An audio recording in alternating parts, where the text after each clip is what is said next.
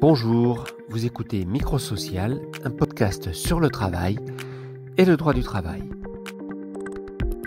5e épisode aujourd'hui, l'activité partielle. Un dispositif qui a changé récemment, qui va encore changer dans les prochaines semaines et qui n'est pas toujours très bien compris. Avec nous, pour nous éclairer, Philippe Gervais du cabinet Secafi.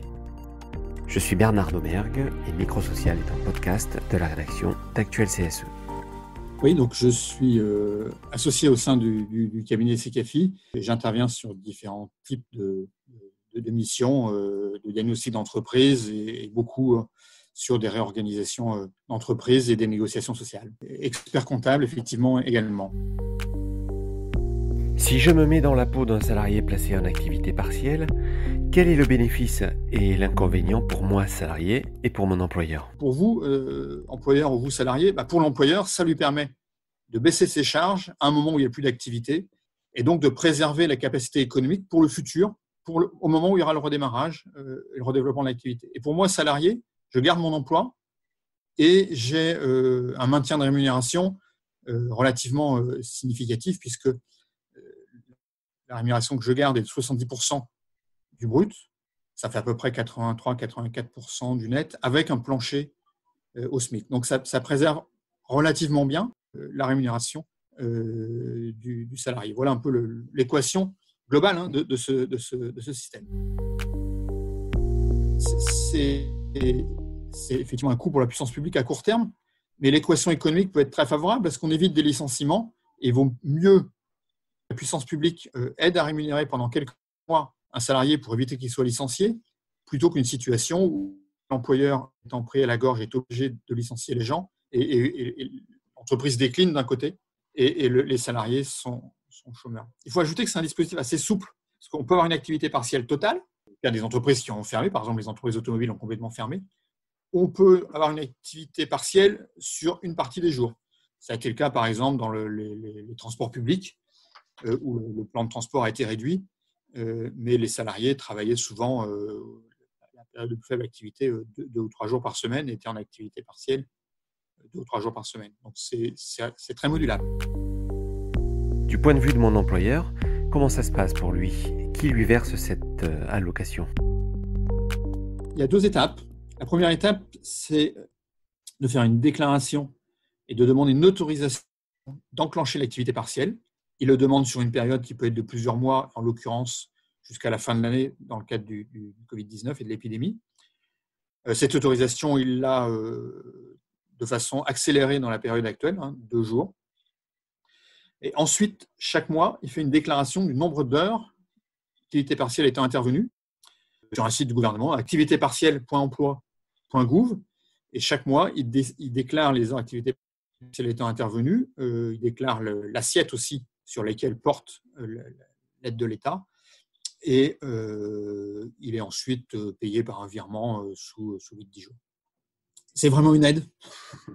C'est-à-dire que les entreprises n'ont pas à la rembourser ultérieurement. Alors, je mets de côté les cas où l'entreprise fait des erreurs dans sa déclaration ou les cas de fraude, parce que tout ça va être étroitement contrôlé. Mais l'entreprise qui fait les choses comme il faut, ce qui est la très grande majorité, c'est vraiment une aide. C'est comme quand vous ou quelqu'un de votre entourage est au chômage à Pôle emploi, on lui verse une indemnité en tant que demandeur d'emploi.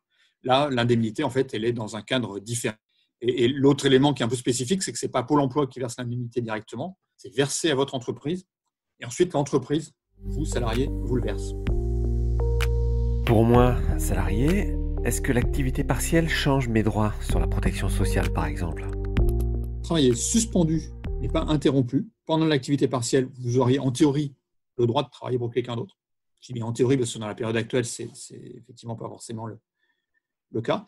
Ensuite, vous gardez effectivement l'essentiel de vos droits sociaux. C'est-à-dire vous continuez, par exemple, à acquérir des droits par rapport au chômage. Si plus tard vous êtes au chômage, c'est comme si vous aviez travaillé.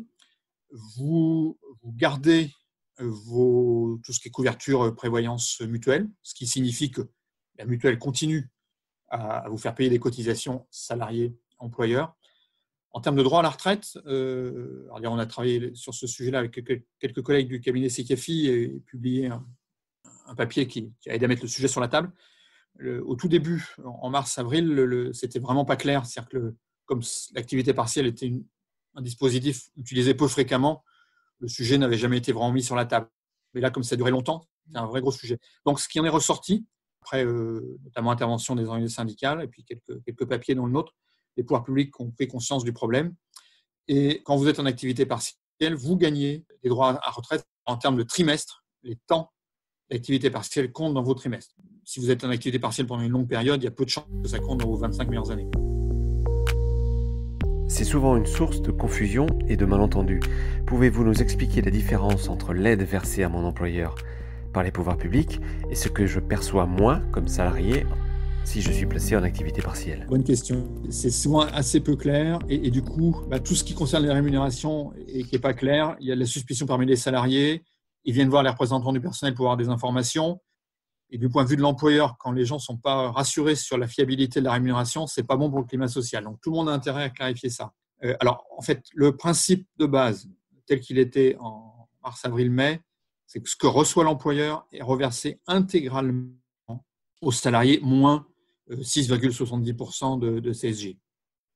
Voilà. Enfin, en clair, l'employeur, la façon dont le système est fait, l'employeur ne peut pas faire de marge là-dessus. Ce n'est pas possible.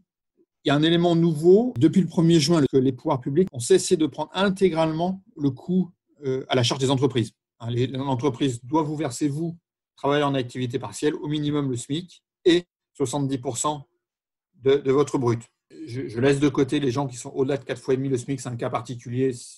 On ne peut pas rentrer dans tous les cas particuliers. En tout cas, jusqu'à 4,5 fois le SMIC, l'employeur continue à vous verser en juin, juillet, septembre, août, la même chose que sur les premiers mois. Par contre, le pouvoir public, dans l'esprit que les entreprises ne prennent pas l'habitude de rester dans l'activité partielle, mais un reste à charge qui représente à peu près 15% de ce que vous touchez. Donc 15% de ce que vous touchez à partir de juin est pris sur les fonds propres de l'entreprise, les fonds de l'entreprise, pardon, et 85% de ce que vous touchez reste à la charge de l'État, sachant qu'après, il y a une part qui vient des caisses de l'État elles-mêmes et une part qui vient de l'UNEDIC et de Pôle emploi. Et ce schéma où il y a une quote-part qui est à la charge de l'entreprise vaut jusqu'à fin septembre. Sauf dans certains secteurs, c'est bien ça? Certains secteurs très fortement exposés à la crise et qui sortiront plus lentement restent dans une situation où les entreprises se font refinancer l'intégralité des sommes versées aux salariés par l'État.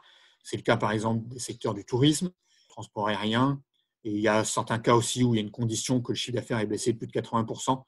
Bon, de façon générale, quand vous avez un cas particulier, il faut vraiment soit vous plonger dans votre documentation si vous en avez le goût et le métier, soit appeler votre juriste ou votre expert préféré qui lui a la bonne documentation et qui saura trouver la réponse à votre question assez rapidement. Mais personne ne connaît l'ensemble de la réglementation par cœur, je vous rassure.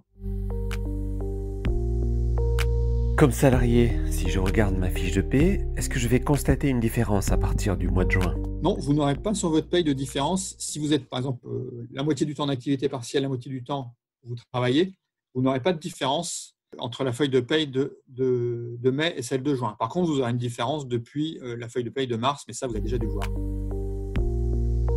Quand on est un salarié pas spécialement averti sur ces questions, que faut-il regarder pour tenter de vérifier si tout est correct sur son bulletin de salaire? Je peux vous donner le cas général. C'est déjà, ça doit répondre à 80% des salariés. Et puis après, tous les salariés qui ont des heures de nuit, enfin tout ce qui est horaire atypique, vous avez des feuilles de paye atypiques et donc vous avez une activité partielle atypique. Mais je fais 35 heures, 2 jours normal. Dans ce cas-là, vous êtes sur 150, vous avez un bulletin de paye à 151h66. On calcule le nombre d'heures d'activité partielle que vous avez faites. Je considère que vous n'êtes pas en forfait jour, vous êtes payé à l'heure.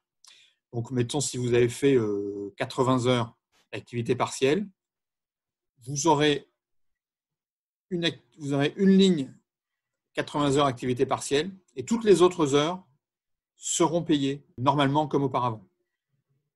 Le principe, c'est celui-là. On calcule on rémunère les heures d'activité partielle et le solde d'horaire sur le 151h66 est rémunéré normalement. Le principe que je vous décris est particulièrement important, par exemple, si vous aviez une modulation du temps de travail, parce que la question est importante de savoir à partir de quelle base on se prend. C'est 151h66 ou dans des cas où vous avez des heures sup dans votre contrat de travail ou des choses comme ça, on prend l'horaire contractuel ou conventionnel. Ça, c'est le principe de base. Donc, si votre paye est extrêmement simple, vous devriez vous en sortir avec ça. Maintenant, si je suis salarié mais aussi élu du personnel, quel peut être mon rôle relativement à l'activité partielle? Alors, le premier moment où vous êtes concerné sur l'activité partielle, c'est que, comme CSE, vous devez être consulté sur la mise en place de l'activité partielle. Alors, dans un cas très particulier, qui est que vous pouvez être consulté a posteriori. Bon, voilà. C'est comme ça. Pour des raisons financières, l'État a fait en sorte que le règlement de l'entreprise puisse être fait très rapidement. Quelle est la trésorerie pour vous payer vous? Si une demande d'activité partielle est non conforme, l'État a 2 jours pour la refuser. Et elle est considérée comme acceptée, sauf erreur, fraude, etc.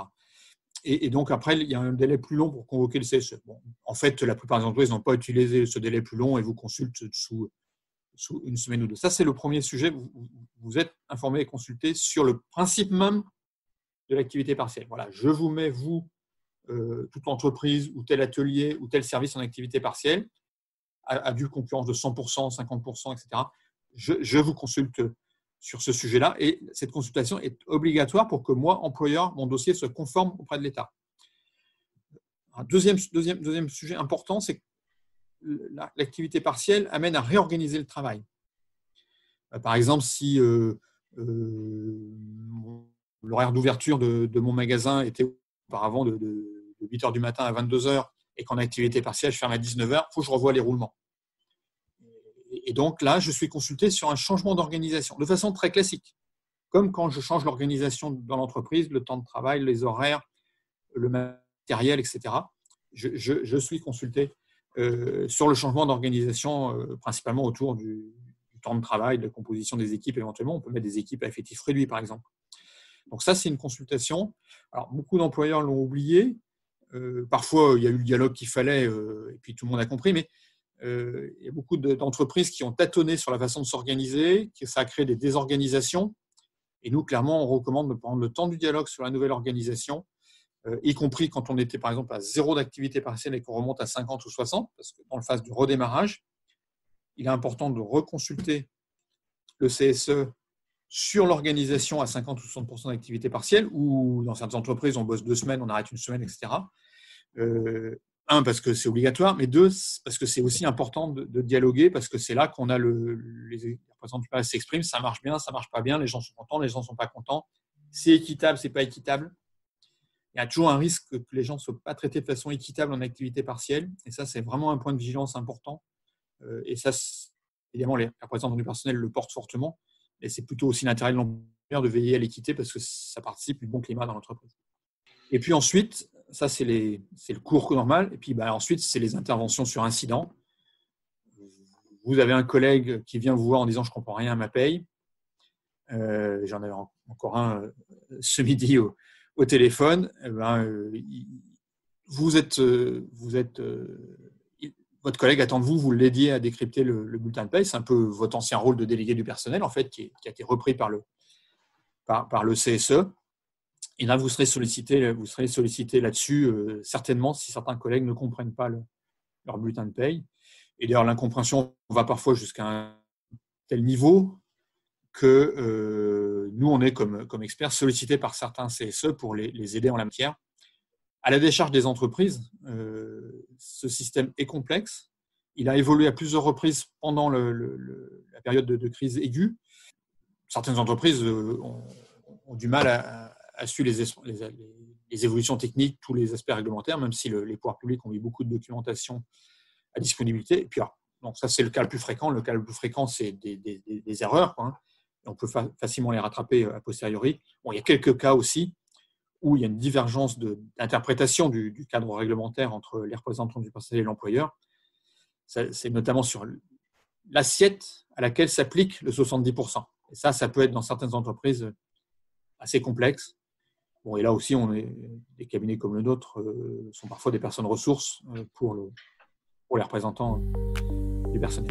Si un salarié vient me voir en tant qu'élu du personnel pour me dire je ne comprends pas, on me fait quand même travailler alors que je suis en activité partielle, qu'est-ce que je dois lui répondre? Deux choses. Un, merci de m'avoir prévenu. Et puis, évidemment, c'est strictement illégal. Du point de vue de l'employeur, c'est totalement répréhensible. Là, c'est la même sanction légale qu'utiliser de faire travailler un travailleur clandestin sans le déclarer. Donc, très clairement, il faut lui répondre que c'est illégal. Il faut aller voir l'employeur et lui faire part de la situation sans tarder. Et s'il n'est pas conscient du risque, lui en faire part. C'est vraiment c'est quelque chose de grave.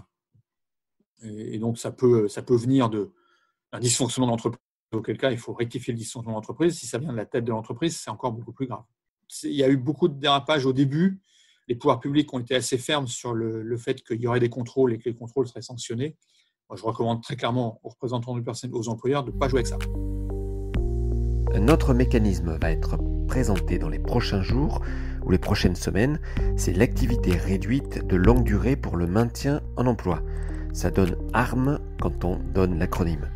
Est-ce que c'est une nouvelle forme d'activité partielle?